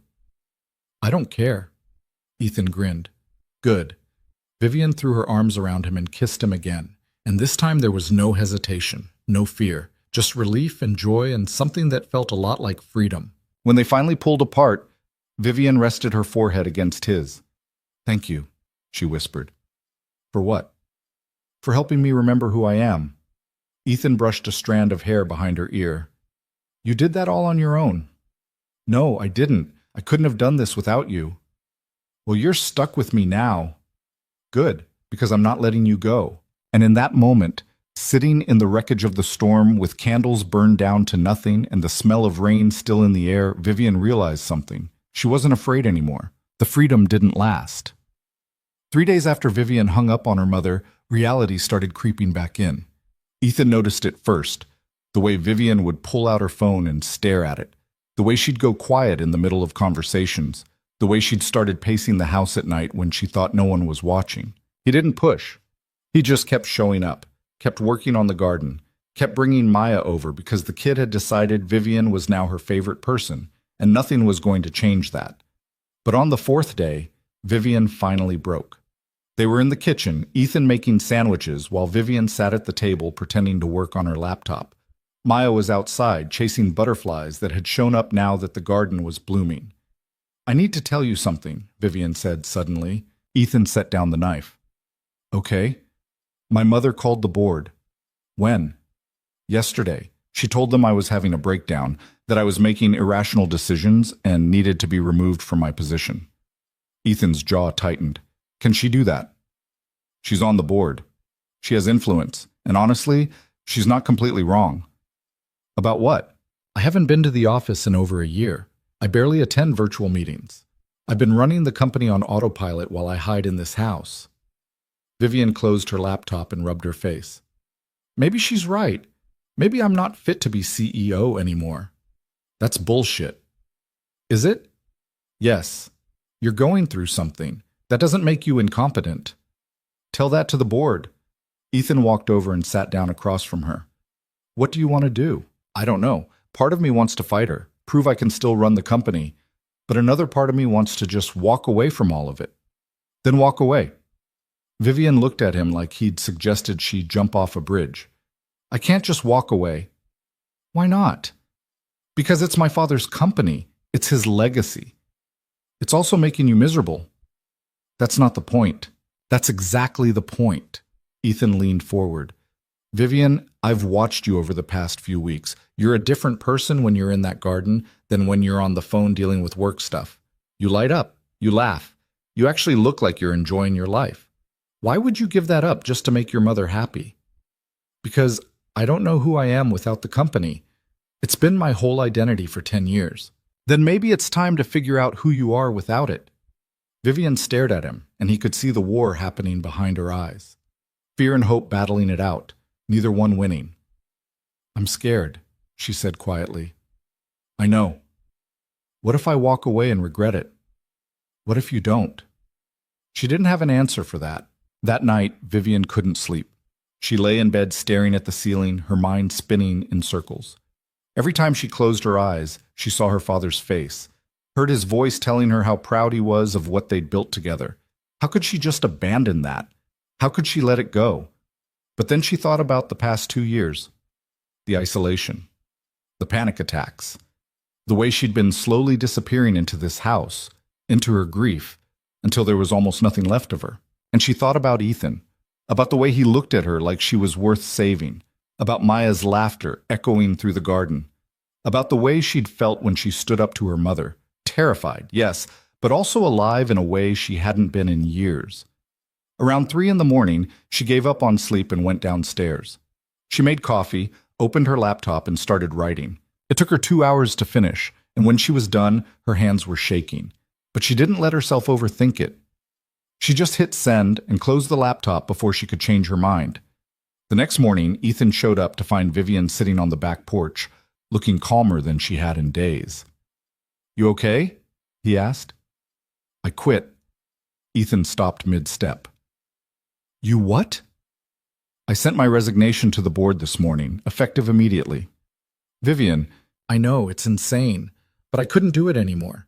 I've been holding on to that company like it was the only thing keeping my father alive. But it's not. He's gone. And no amount of quarterly reports or board meetings is going to bring him back. She looked up at Ethan, and there were tears in her eyes, but she was smiling. I chose me. For the first time in my life, I chose what I wanted instead of what everyone else expected. Ethan sat down beside her and took her hand. How do you feel? Terrified, relieved, free, all of it at once. Your mother's going to lose her mind. She already called 3 times. I haven't answered. Good. Vivian laughed, and it sounded lighter than anything he'd heard from her before. I don't know what I'm going to do now. I've never not worked. I don't even have hobbies. You have a garden. That's not a hobby. That's something we did together. So we'll keep doing it, and you'll figure out the rest as you go. Vivian squeezed his hand. What if I'm making a huge mistake? Then you'll fix it. But I don't think you are. She leaned her head on his shoulder, and they sat there in the quiet morning light, the garden blooming around them. For the first time in years, Vivian felt like she could breathe. The first few days after quitting were strange. Vivian didn't know what to do with herself. She'd wake up at her usual time, make coffee, and then just sit there. No emails to answer, no meetings to attend, nothing but empty hours stretching out in front of her. It should have felt good, but mostly it just felt disorienting. You're allowed to relax, you know, Ethan said one afternoon. They were replanting some of the flowers that hadn't survived the storm, and Vivian had been attacking the dirt like it had personally wronged her. I am relaxing. You're stabbing the ground with a trowel. Vivian stopped and looked down at her hands. I don't know how to do this. Do what? Nothing. I've never just done nothing. Then don't do nothing. Do something you actually enjoy. Like what? I don't know. What did you like doing before the company took over your life? Vivian thought about it. It had been so long, she wasn't even sure she remembered. I used to read a lot, and I liked hiking, and there was this pottery class I took in college that I really enjoyed. So do those things. It's not that simple. It is exactly that simple. Vivian sat back on her heels and looked at him. Why do you make everything sound so easy? Because most things are easier than we make them. We just convince ourselves they're complicated because it's safer than actually trying. When did you get so wise? I have a 6-year-old. She asks about 1,000 questions a day. You learn to simplify. Vivian smiled despite herself. She's a good kid. She likes you. I like her too. They worked in silence for a while, and then Vivian said, Ethan, can I ask you something? Sure. Where's this going? With us, I mean. Ethan's hand stilled in the dirt. Where do you want it to go? I don't know. That's why I'm asking. He set down his tools and turned to face her. I like you, Vivian. A lot.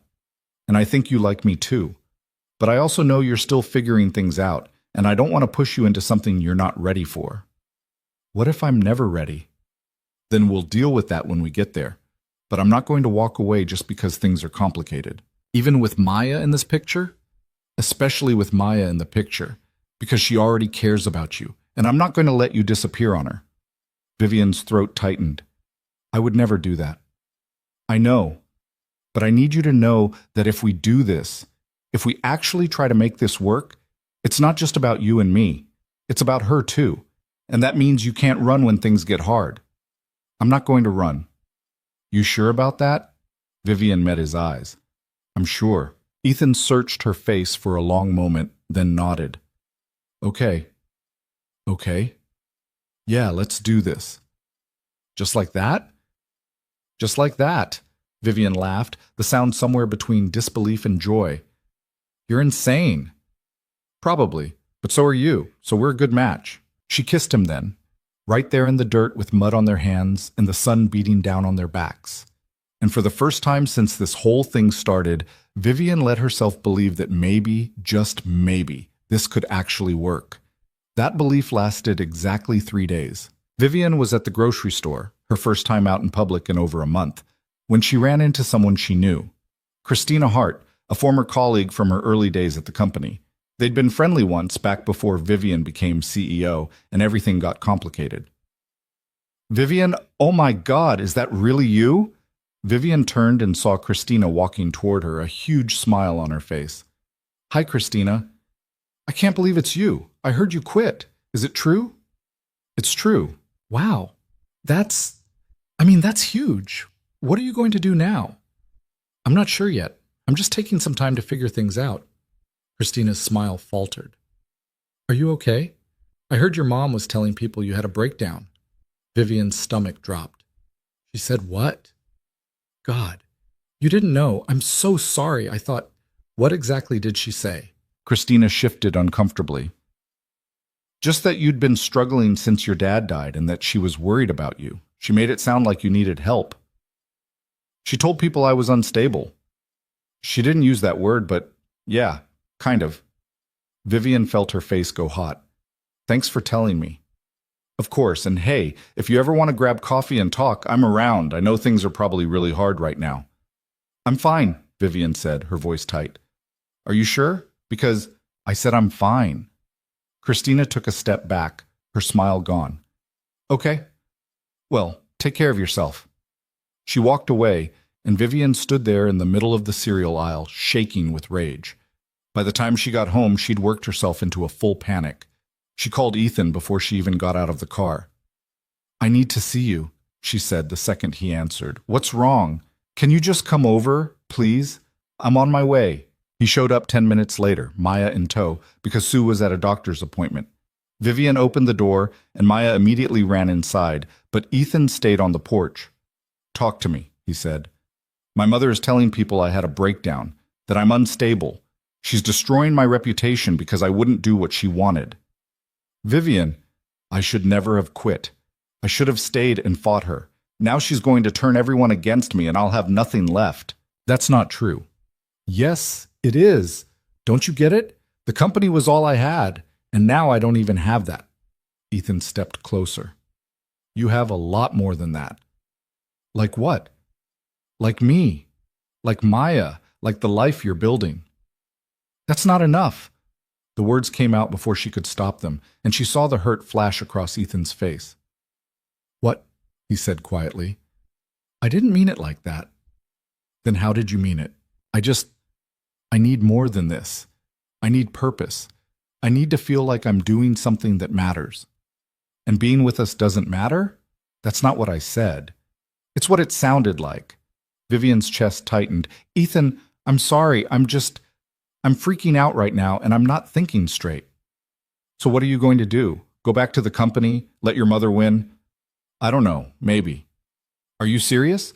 I don't know what else to do. You could trust that things are going to be okay. You could believe that you made the right choice. You could stop running back to the thing that made you miserable just because it's familiar. It's not that simple. It is that simple. You're just too scared to see it. Don't tell me what I'm feeling.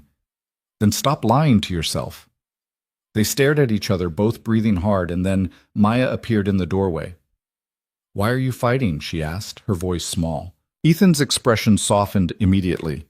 We're not fighting, sweetheart. We're just talking. It sounds like fighting. I know. I'm sorry. He looked at Vivian. We should go.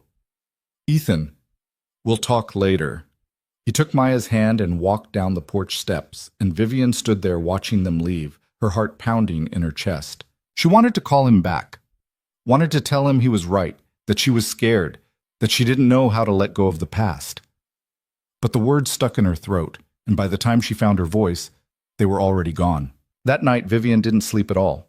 She paced the house, replaying the conversation over and over, hating herself for what she'd said. Ethan had been right. She was running. She was so terrified of failing at this new life that she was ready to crawl back to the old one, even though it had nearly destroyed her. Around dawn, she made a decision. She got dressed, pulled her hair back, and drove to her mother's house for the first time in 2 years. Her mother answered the door in a silk robe, her face carefully composed. Vivian, this is a surprise. We need to talk. Come in. Vivian followed her mother into the pristine living room, the same room where she'd spent countless holidays feeling like she was never quite good enough. I know what you've been telling people, Vivian said, about me having a breakdown. Her mother didn't even have the decency to look ashamed. I've been expressing concern for your well-being. That's what mothers do. You've been sabotaging me. I've been trying to protect you from yourself. By destroying my reputation. By making sure people understand that your recent decisions weren't made in a sound state of mind. Vivian laughed, a bitter sound. You're unbelievable. I'm practical. You quit a multi-million-dollar company to play in a garden with some contractor. What was I supposed to think? That I was finally choosing happiness over obligation. Happiness doesn't pay the bills, Vivian. I don't need the money. Dad left me more than enough.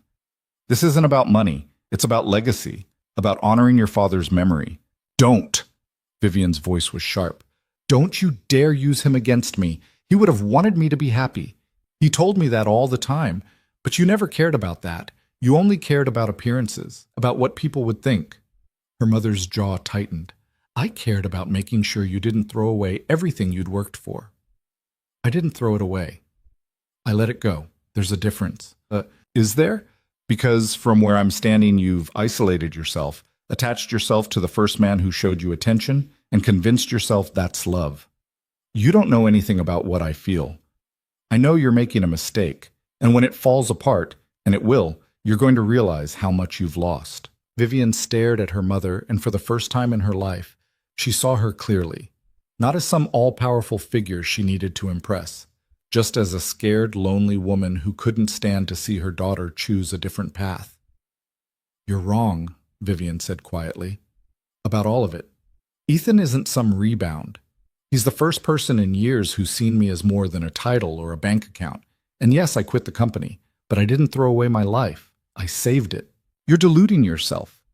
Maybe, but I'd rather be deluded and happy than miserable and successful. Her mother's face went cold. If you walk out that door, don't expect me to be here when you come crawling back. I won't be coming back.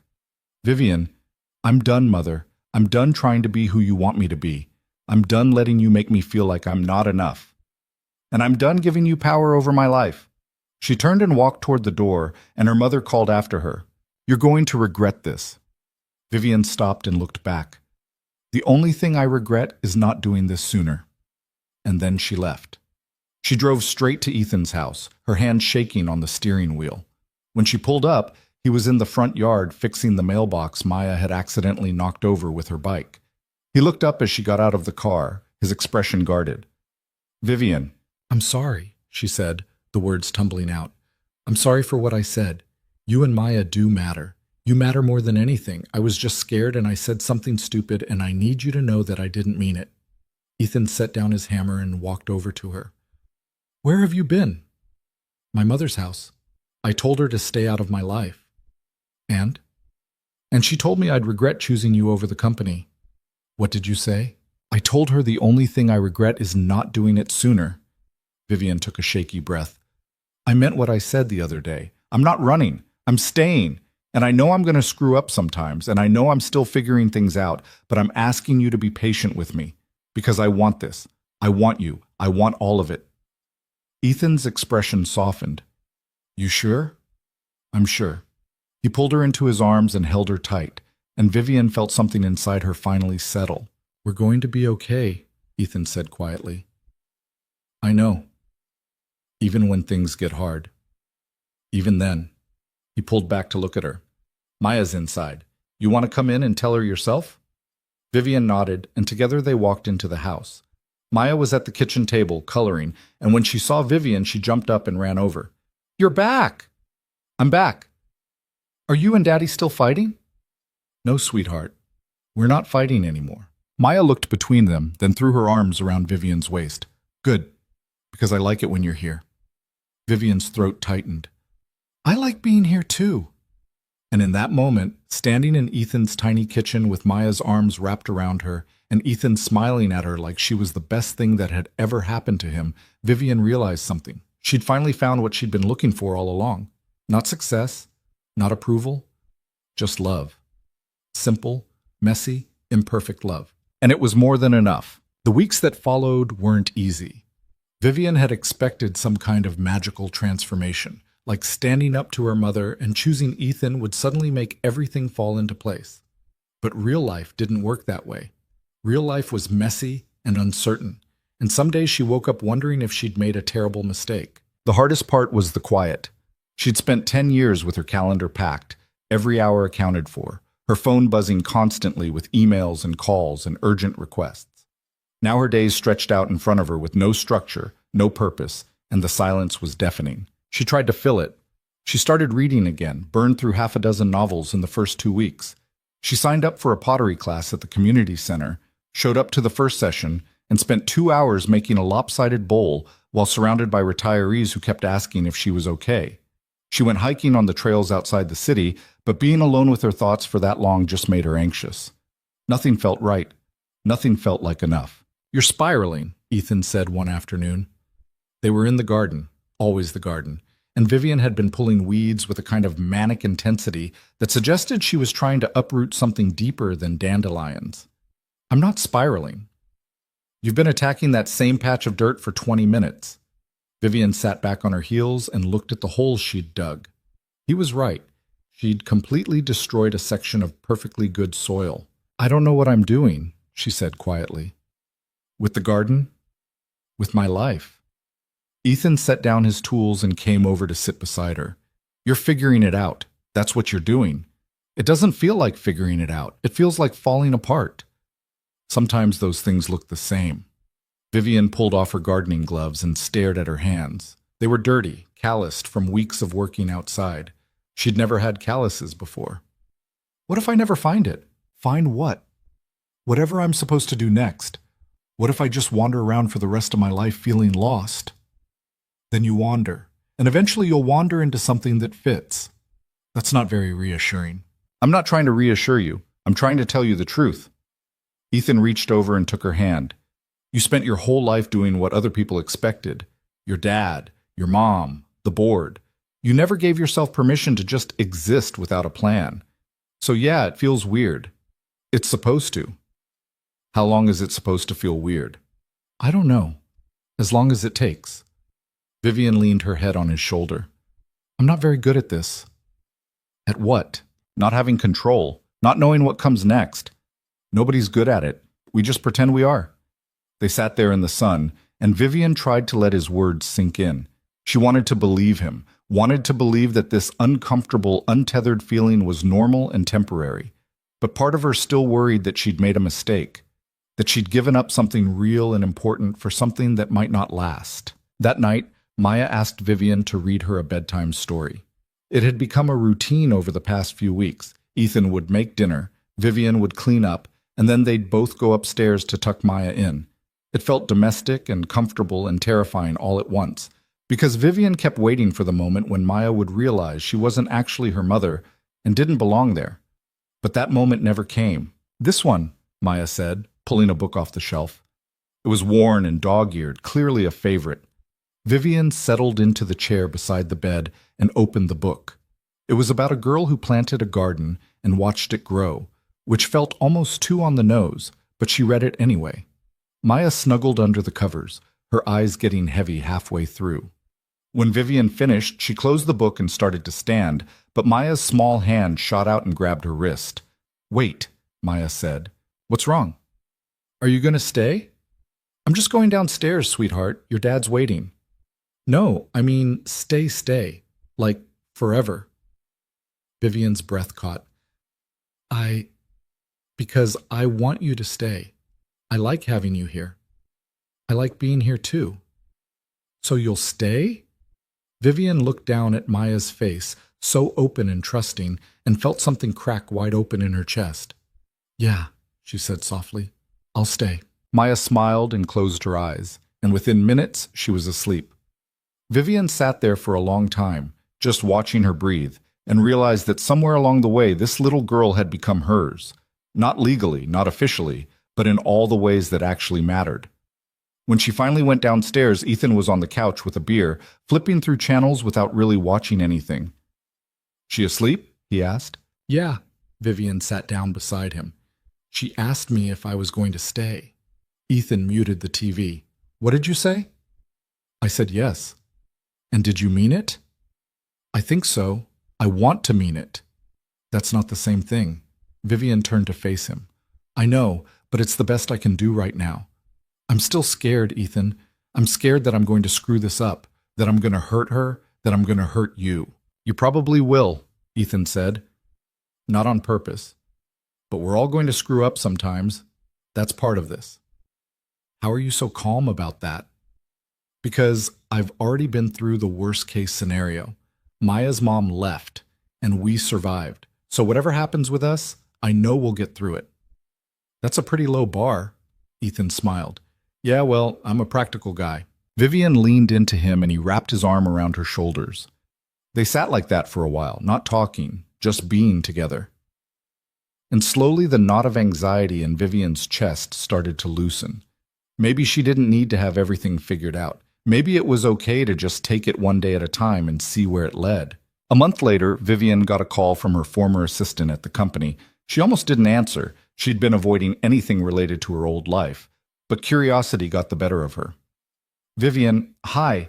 I'm sorry to bother you, but I thought you should know. The board just announced they're selling the company. Vivian's stomach dropped. What? Your mother pushed for it, said it was time to cash out while the market was strong. The deal's already in motion. Who are they selling to? Some private equity firm. They're planning to gut half the staff and restructure everything. Vivian closed her eyes. When? The announcement goes public next week.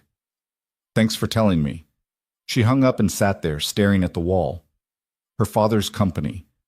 The thing he'd built from nothing, being sold off and torn apart like it didn't matter. She should feel something, she thought. Anger, sadness, regret. But all she felt was a strange kind of emptiness. Ethan found her sitting in the kitchen an hour later, still holding her phone. What's wrong? He asked. They're selling the company. My mother convinced the board to sell. I'm sorry. Are you? I thought you'd be happy. Now I can't go back even if I wanted to. Is that what you want? No, I don't know. Maybe. Vivian set the phone down. I spent 10 years building that company with my father, and now it's just gone. Like it never mattered. It mattered. But it's not yours anymore. You let it go, remember? I know, but I don't know what I thought. That they'd struggle without me. That they'd realize they needed me. That it would all fall apart and prove I was important. And instead they moved on. Yeah. Ethan pulled out a chair and sat down across from her. You want to know what I think? Not really, but I have a feeling you're going to tell me anyway. I think you're upset because this is proof that you're not indispensable. And that scares you, because if the company can survive without you, then what does that say about your worth? Vivian's jaw tightened. That's not... Yes, it is. You've spent your whole life tying your value to what you can produce, what you can achieve, how important you are. But now you're in a place where none of that matters, and you don't know how to exist without it. So what am I supposed to do? Stop trying to prove your worth and just accept that you have it. Not because of what you do, just because of who you are. Vivian stared at him. That's easier said than done. I know. But you're not alone in figuring it out. She wanted to argue, wanted to tell him he was wrong, that he didn't understand. But deep down, she knew he was right. She'd been so focused on doing, on achieving, on being useful, that she'd forgotten how to just be. I don't know how to do that, she said quietly. Then we'll figure it out together. Over the next few weeks, Vivian slowly started to let go. Not all at once. She wasn't capable of that. But in small ways. She stopped checking the business news every morning. She turned off notifications on her phone. She let herself sleep in on days when she didn't have anywhere to be. And she started to notice things she'd missed before. The way the morning light hit the garden. The sound of Maya's laughter echoing through the house. The feeling of Ethan's hand in hers as they walked through the neighborhood. She started cooking, something she hadn't done in years. The first few attempts were disasters. Burned pasta, oversalted chicken, a cake that came out of the oven, looking like a deflated tire. But Ethan and Maya ate it anyway, and eventually she got better. She joined a book club at the local library and was surprised to find she actually enjoyed it. The discussions were heated and opinionated, and nobody cared that she used to be a CEO. They just cared whether she'd done the reading. She started volunteering at Maya's school, helping in the library once a week. The librarian, a cheerful woman named Denise, put her to work shelving books and reading to the first graders.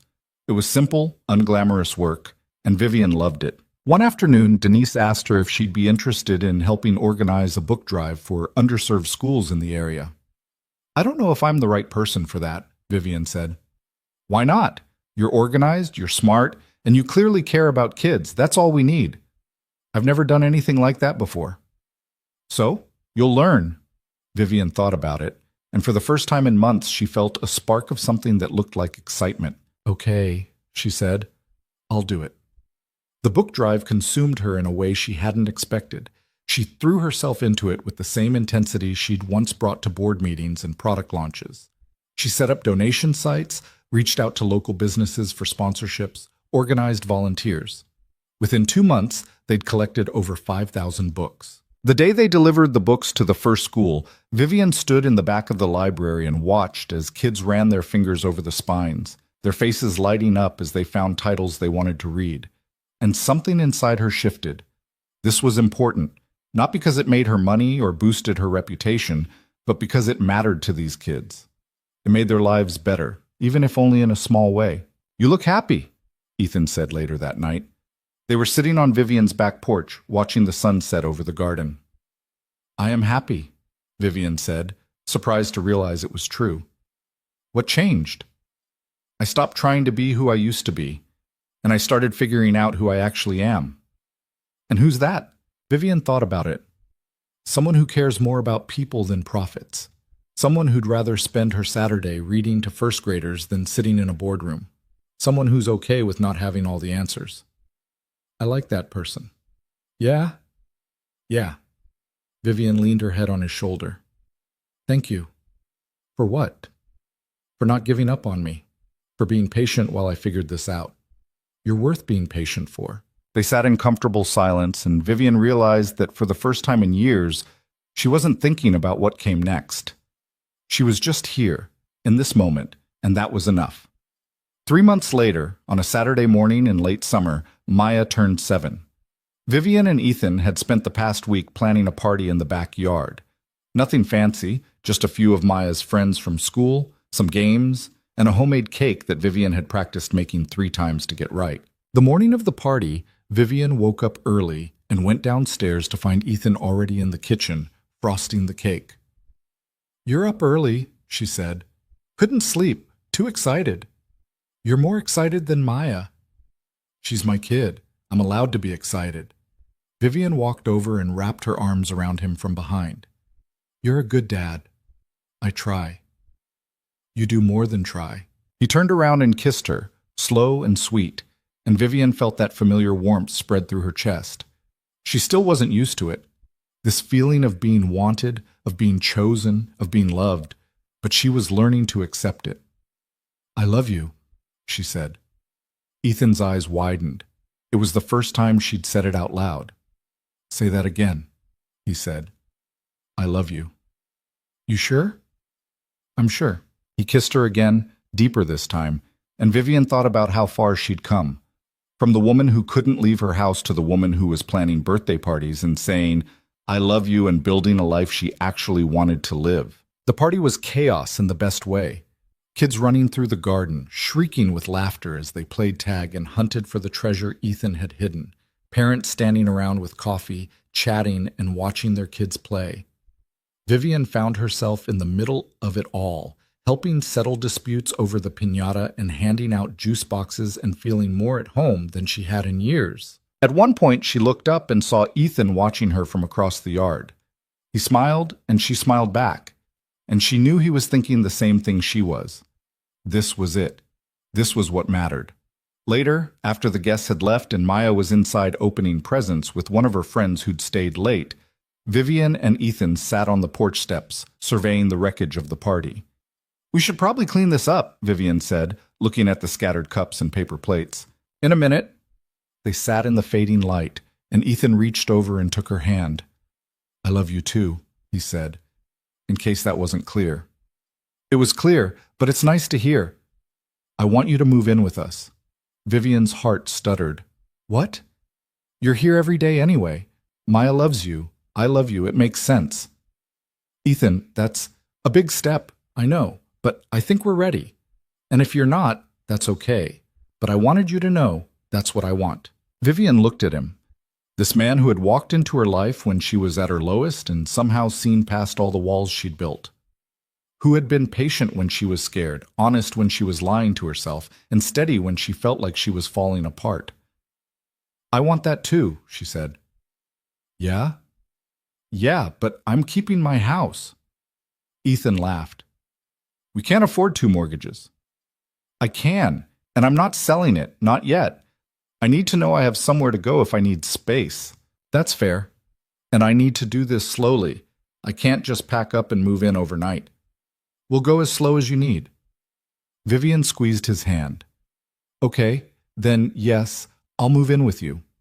Ethan pulled her into his arms and kissed her, and Vivian felt something she hadn't felt in years. Hope. Not the desperate, grasping kind of hope that came from trying to control everything, but the quiet, steady kind that came from trusting that things would work out, even if she couldn't see how. 6 months later, Vivian was standing in the kitchen of what used to be her house, now mostly empty except for a few pieces of furniture she couldn't bring herself to sell. She'd officially moved in with Ethan and Maya 2 months ago, but she'd kept the house just like she said she would. She came here sometimes when she needed to think, to remember who she used to be and how far she'd come. She walked through the empty rooms, her footsteps echoing, and ended up in the kitchen. She looked at the refrigerator, now bare except for one thing, Maya's drawing, the one she'd made that first week, the house with the 3 stick figures. Vivian carefully took it down and folded it, slipping it into her pocket. Then she locked up the house and drove back to Ethan's. When she walked in, Maya was at the kitchen table doing homework and Ethan was making dinner. It smelled like garlic and tomatoes, and music was playing softly from the speaker on the counter. Hey, Ethan said, looking up. How was the house? Good. Quiet. You thinking about selling? Maybe. Not yet. But maybe someday. Maya looked up from her homework. Can I have a snack?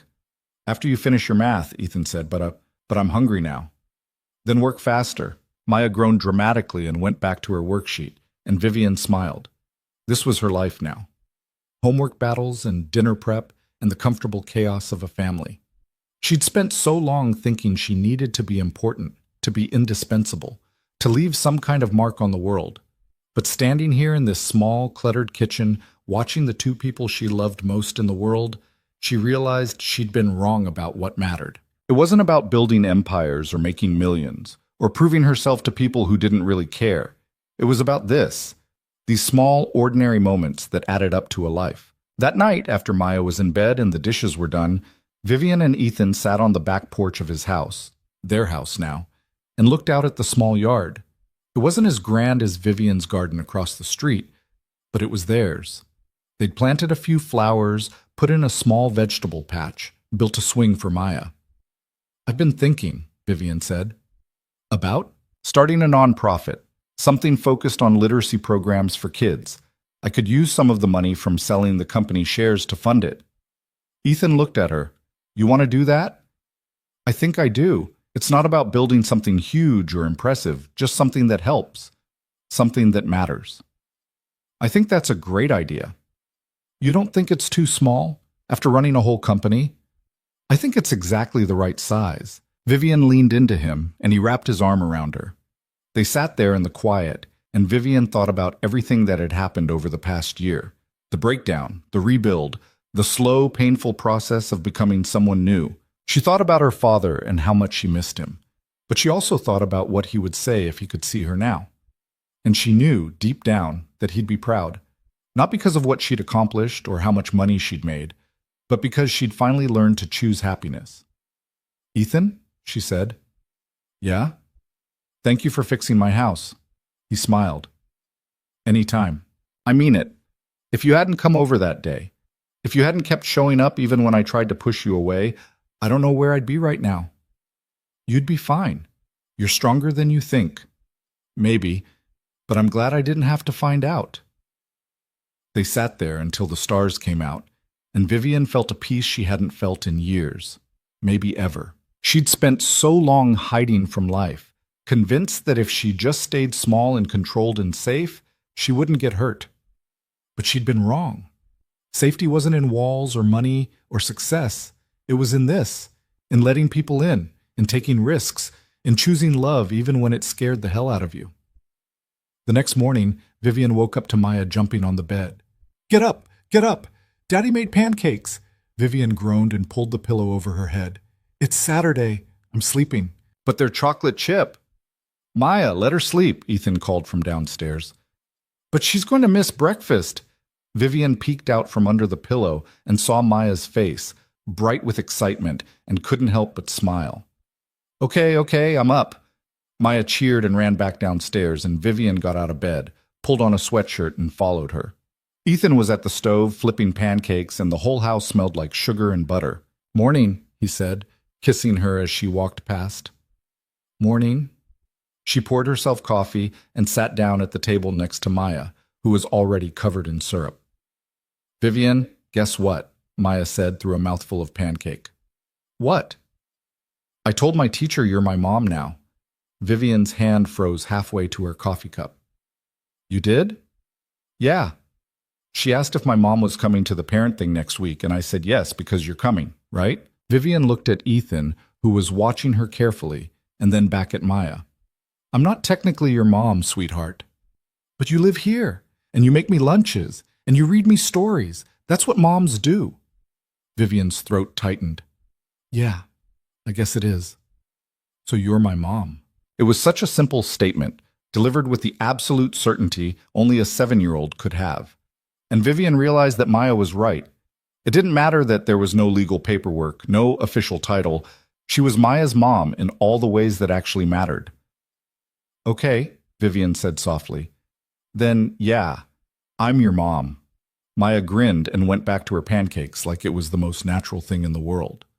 And maybe it was. Ethan came over and kissed the top of Vivian's head. "You okay?" he whispered. "Yeah," she said, and meant it. "I really am."